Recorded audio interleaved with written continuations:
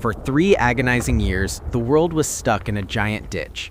From 1914 to 1916, the Western Front was a meat grinder, a landscape of mud and deadlock where millions died for yards of land. The war was brutal, but static. By early 1917, everyone was exhausted, the Allies, the Central Powers, and the civilians on the home front. But that year would inject 2 massive, contradictory shocks into the conflict, fundamentally changing the war's character and setting the stage for the modern world. This is how 1917 broke the deadlock. The first shock came from the sea and across the Atlantic. Germany, desperate to choke Britain into submission, ramped up unrestricted submarine warfare in February. They believed they could starve the British out before the Americans could mobilize. The final straw, however, was a decoded message, the Zimmerman telegram, an outrageous attempt to get Mexico to join the war against the U.S. This aggression shattered American neutrality. On April 6th, the United States formally entered the war.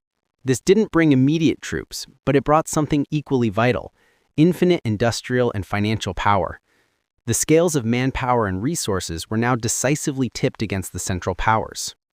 The second shock came from the east, and it was a gift to Germany. The massive, ancient Russian Empire was fracturing.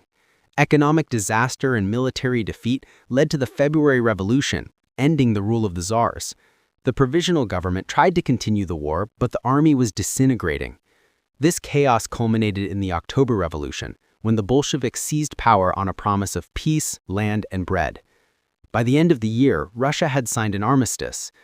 Germany could now, theoretically, pull millions of troops from the Eastern Front and send them west for a decisive final push in 1918.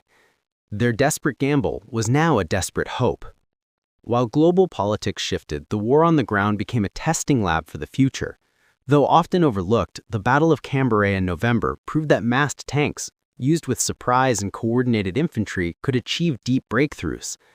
It was a glimpse of the mobile warfare that would define the next generation. But 1917 also offered a brutal reminder of the present. Battles like Passchendaele and Flanders became synonymous with futility, consuming over 500,000 lives in the mud for no strategic gain. The sheer scale of death and lack of breakthrough caused massive French army mutinies, a sign the human will was reaching its breaking point. By December 1917, the original war was over. The European power struggle had been replaced by an ideological one.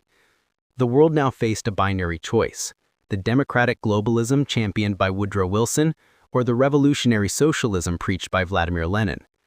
The war was no longer just about who controlled a trench. It was about the very future of governance.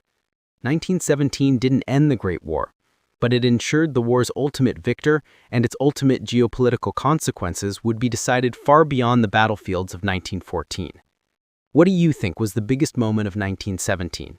Let us know in the comments below, and subscribe for more deep dives into military history.